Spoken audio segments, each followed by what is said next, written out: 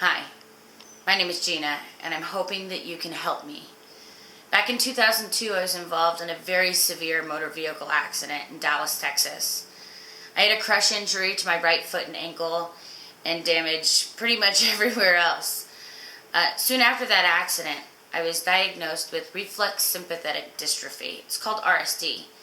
And my case was unusual because it rapidly progressed through the stages to the most severe and rare stage, stage 4, the final stage of RSD, which has no cure, and less than 1% of patients that are diagnosed with RSD ever reach this stage.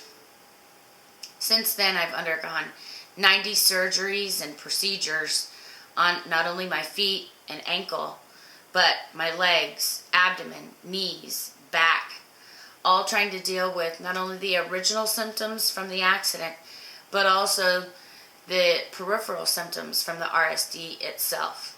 I've had multiple spinal cord stimulators and intrathecal pumps and have traveled all over the country to receive experimental treatments trying to help this disorder and to maintain some quality of life.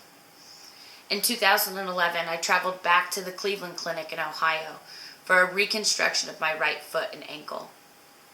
Unfortunately, after the first surgery, they realized that I had much more damage than they had anticipated. I had ended up with another severe contracture of the right foot and ankle. These contractures are so severe because of the stage 4 RSD that they literally break the bones in my foot. I had the first surgery, and they determined that 2 more would be required. My approximate 15-day planned stay lasted over 7 months at the Cleveland Clinic. I underwent 3 surgeries, and unfortunately the RSD had exacerbated greatly.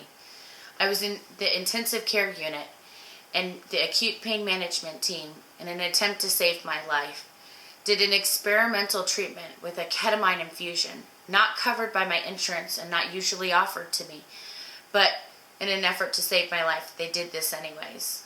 And in actuality, it helped tremendously. And my RSD was well maintained for almost a year after. And then I was blessed with the biggest miracle of my life. My daughter, Bryn Rhiannon, who now is just 10 weeks old, and truly a gift from God.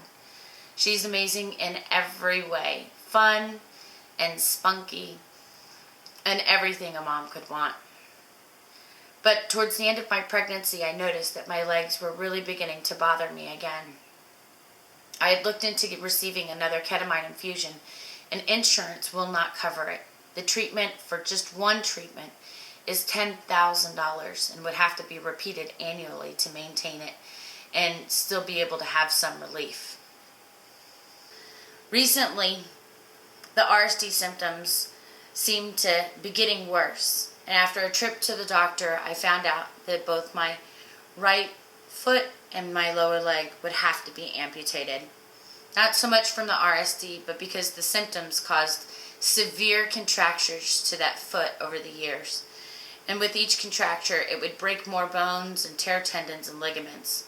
With 19 pieces of hardware holding my foot and ankle together and fusing every joint, as well as desperately attempting to keep it attached to the leg. It simply has reduced the blood flow to the bones, and now the bones are dying. The right foot and lower leg would have to be amputated. It's been a devastating blow.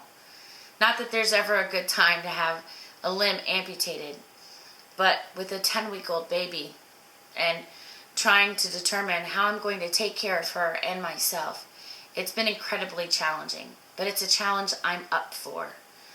But because of all of the surgeries and procedures, the travel costs, and medical expenses, my resources are completely depleted. I now have to face trying to have ramps installed into my home, doors to be modified to be wheelchair accessible.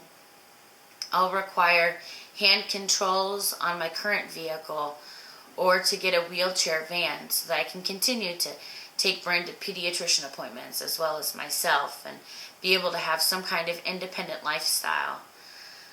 I've been looking forward to facing this and getting through this. I'm anxious to get back to life as the way that it should be, with being a good mom, giving my daughter everything that she can have and need. Just because I'm in a wheelchair, I don't think I'm going to let that stop me. But I do need help. The medical treatments are expensive and uncovered by insurance, as well as equipment, travel costs to see the other specialists and physicians that aren't local. I currently need your help and the help of your community. So I hope you'll find it in your heart to help in any which way you can and to spread this story